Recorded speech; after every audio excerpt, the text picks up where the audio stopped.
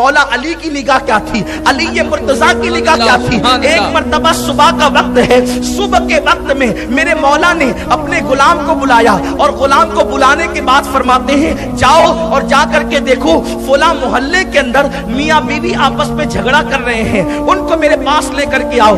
آپ توجہ فرمائیں، علی اپنے گھر میں بیٹھے ہوئے ہیں، علی اپنے گھر میں بیٹھے ہوئے ہیں، کس کے گھر میں کیا چل رہا ہے علی کو پتا ہے، اور اس کے بعد کوئی علی کے پاس آتا نہیں ہے، میرے مولا کے پاس آتا نہیں ہے۔ علی غلام کو خود بھیجتے ہیں، فلاں گھر کے اندر میاں بیوی میں جھگڑا چل رہا ہے، جاؤ ان دونوں کو میرے پاس لے کر کے آؤ۔ غلام گیا اور جانے کے بعد کہتا ہے لڑنے والوں چلو، لڑنے والوں چلو، لڑنے والوں چلو، میرے مولا تمہیں طلب فرماتے ہیں۔ مولا علی کے پاس دونوں آ کر کے کھڑے ہو گئے، میرے مولا نے فرمایا تم دونوں آپس میں لڑتے کیوں ہو، میاں بیوی کے لڑنے کی وجہ کیا ہے؟ میرے مولا کی بارگاہ میں اللہ اکبر، اس کے شوہر نے کہا مولا بات یہ ہے کہ جب یہ میری بیوی ہے، جب سے اس سے میرا نکاح ہوا ہے، جب میں اس کے قریب جاتا ہوں تو اس سے مجھے گھن ہوتی ہے اور ایک عجیب طریقے کی گھن ہوتی ہے، اور پھر میرے اور اس کے اندر جھگڑا پیدا ہو جاتا ہے، میں کبھی اس کے ساتھ بیوی جیسا سلوک نہیں کر پاتا، بس شادی ہوئی جب سے یہی تماشا ہے،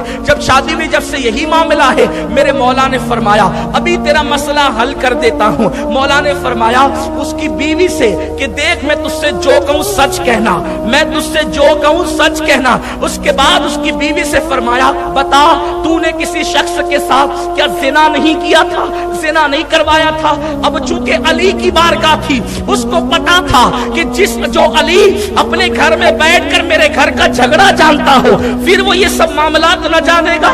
علی لوگوں کو اس لیے ہضم نہیں ہوتا کہ علی لوگوں کے گھر کی بھی جانتا ہے، علی لوگوں کے نسب کی بھی جانتا ہے، سبحان اللہ، لوگوں کے نسب بھی جانتا ہے، لوگوں کے معاملات بھی جانتا ہے، اس لیے علی لوگوں کو ہضم نہیں ہوتا۔ میرے پیارے آقا صلی اللہ علیہ وسلم کے پیارے دیوانوں، میرے مولا نے فرمایا کہ کیا تو نے کسی کے ساتھ زنا نہیں کروایا؟ اس نے کہا جی۔ پھر فرمایا اس سے تجھے بیٹا پیدا ہوا تھا؟ کہا جی۔ جب بیٹا پیدا ہوا تو تیری ماں نے اور تو نے مشورہ کیا تھا کہ اگر یہ بچہ ہم معاشرے میں سماج میں لے گئے تو اس بچے کے باپ کے بارے میں لوگ پوچھیں گے تو ہم کیا جواب دیں گے، اس بچے کے باپ کے بارے میں سوال ہوگا تو کیا جواب دیں گے؟ تو اس وقت تم نے کیا کیا تھا؟ اس بچے کو ایک بچے کو پھینک دیا تھا؟ کہاں بالکل پھینکا تھا۔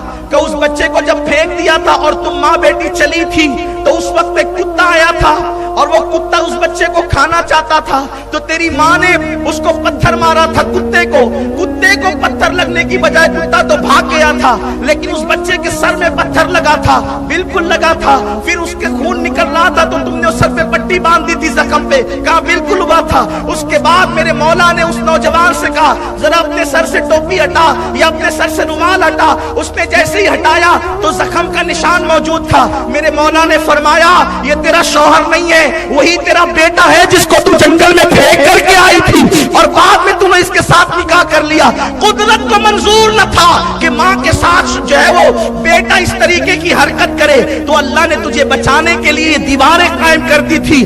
تم میاں بیوی نہیں ہو بلکہ تم ماں بیٹے ہو، جاؤ اپنے گھر میں رہو۔ یہ میرے مولا کی نگاہ ہے۔ بتائیں یہ نگاہ اللہ اپنے ولی کو کس طرح عطا کرتا ہے، ولیوں کو کیسی نگاہیں دی جاتی ہے۔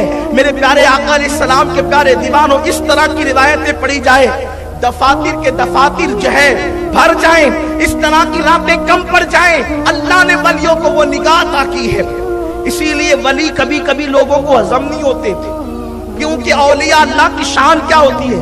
ارے جب چونٹی 3 میل کے فاصلے سے دیکھ لیتی ہے، قرآن کہتا ہے، تو ولی اپنی قبر میں رہ کر کے دنیا کو نہیں دیکھ سکتا، بالکل دیکھ سکتا ہے۔ یہ اولیاء کی شان ہے۔ میرے آقا غوث العظم دستگیر کہتے ہیں نظر تو الہ بلاد اللہ جمع کخردلتین علی حکم اتصالی، کہ میں اللہ کے شہروں کو ایسے دیکھتا ہوں جیسے تم ہتھیلی پر رائی کا دانہ دیکھتے ہو۔ یہ ہمارے